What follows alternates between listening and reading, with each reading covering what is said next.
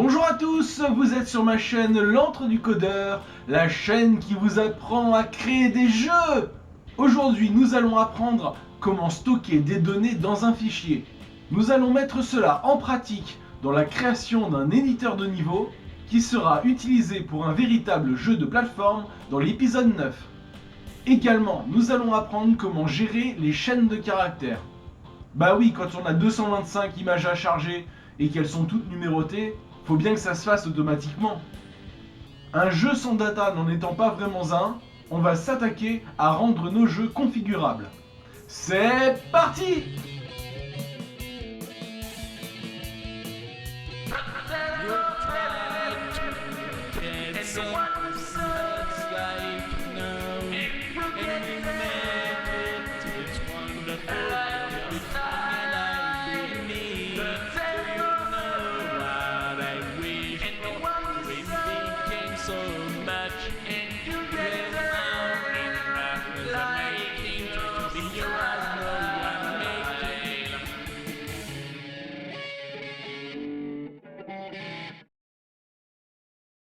Déjà, si vous lisez le contenu d'un fichier en code, cela veut bien dire que vous l'avez créé. Je vais vous expliquer comment lire et écrire un fichier parallèlement. Pour les deux cas, on doit commencer par définir un pointeur de type file. Quoi? Qu'entends-je? Vous savez pas ce que c'est qu'un pointeur? Oui, c'est vrai, je vous ai jamais parlé des pointeurs, c'est pas grave, considérez que c'est comme une variable. On en reparlera plus tard. Ensuite, pour ouvrir votre fichier en lecture ou en écriture, oui, on ouvre en lecture ou en écriture. En lecture, R qui veut dire read, qui veut dire lire. En écriture, W qui veut dire write, qui veut dire écrire. En écriture, le fichier sera toujours vide à son ouverture. Et en lecture, fichier sera égal à nul dans le code si le fichier à ouvrir n'existe pas. Vous pouvez donc tester si vous voulez être sûr que le fichier existe. Ensuite, pour écrire des données dans un fichier, deux fonctions, fwrite et fread. La fonction fwrite écrit une ou plusieurs données dans le fichier ouvert. Et la fonction fread lit une ou plusieurs données dans le fichier ouvert aussi. On a exactement les mêmes paramètres dans les deux cas. Le premier est l'adresse physique d'une variable. Explication. L'adresse physique, c'est l'endroit dans la mémoire de votre ordinateur où la variable est stockée. C'est bon ou pas? Donc pour cela, ajoutez « et » avant le nom de la variable.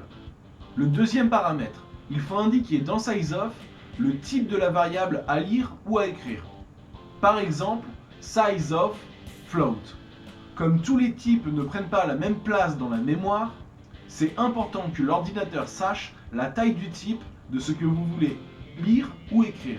Le troisième paramètre est le nombre de valeurs que vous voulez lire ou écrire. Pour une variable unique, mettez 1. Et pour un tableau, c'est vous qui savez. Enfin, le dernier paramètre, c'est le file qu'on a déclaré plus tôt. Ce qui est intéressant quand on lit et écrit des fichiers, c'est de se rendre compte que la suite des instructions fwrite quand on écrit s'échange avec les fread quand on veut les lire. Car on écrit les données en partant d'un fichier vide, puis les données suivent, une à chaque appel de la fonction fwrite. De la même manière, quand on lit, on commence par le début, et la lecture avance à chaque appel de la fonction fread.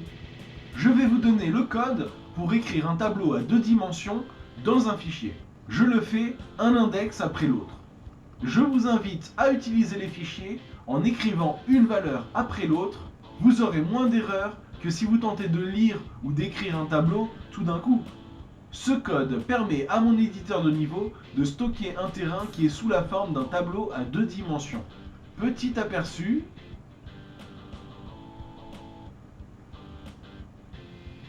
Bon, si vous désirez stocker des phrases dans votre fichier, je vais vous apprendre à le faire, mais avant cela, je dois vous apprendre à gérer les chaînes de caractères. Cela se traduit en anglais string. Vous savez déjà gérer les chaînes de caractères. Oui, quand vous chargez une image ou une musique, le chemin vers le fichier, c'est bien une chaîne de caractères. Vous êtes-vous déjà demandé si cette phrase peut être générée par l'ordinateur? Alors on commence. Une chaîne peut être stockée dans une variable. C'est une variable de type string. Ici, on initialise chaîne de type string par initialiser. On peut aussi utiliser l'opérateur égal pour modifier chaîne et l'opérateur plus permet d'ajouter des choses. Important, ceci ne marche pas car il faut impérativement que ce qui se trouve à droite du égal soit de type string. Pour cela, il suffit qu'un seul élément le soit pour convertir tous les autres. Donc,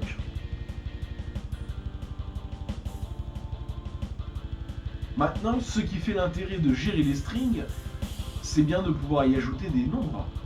Pour cela, utilisez ma fonction inString qui convertit un int en chaîne de caractères. InString retourne un string. Cela peut donc être l'élément de type string qui convertit les autres. J'ai également créé floatString pour les floats.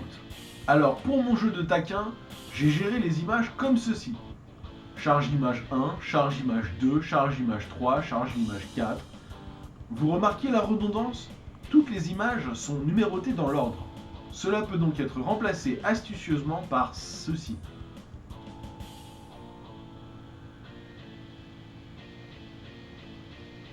Ce qu'il y a entre les parenthèses est donc de type string grâce à intString. Le C_str est important. Il faut l'utiliser la plupart du temps quand vous appelez une fonction avec une chaîne. Je vous indiquerai quand cela n'est pas nécessaire. Exemple. Maintenant, vous savez utiliser les chaînes de caractères. Voici comment les écrire dans un fichier. La fonction écrire string, avec le string à écrire en paramètres, et le file. Dans ce cas précis, il n'y a pas besoin du C_str. Pour lire une chaîne dans le fichier, la fonction lire string, qui a juste le file en paramètres. Comme cette fonction retourne la chaîne lue dans le fichier, on peut la stocker. Ici, dans retour. Voilà, cet épisode est terminé. Je vous informe que les données importantes de cette vidéo sont trouvables sous celle-ci, en lien, dans la catégorie épisode 8, ainsi que mon éditeur de niveau. Dans le prochain épisode, vu qu'on a un éditeur de niveau, je mettrai tout ce qu'on a appris en pratique. Je vais concocter un petit jeu de plateforme dont vous me direz des nouvelles. Voilà, si vous avez aimé ma vidéo et le principe de la chaîne, mettez un pouce vers le haut et abonnez-vous. Si vous postez des questions en commentaire, j'y répondrai avec plaisir. Alors voyou!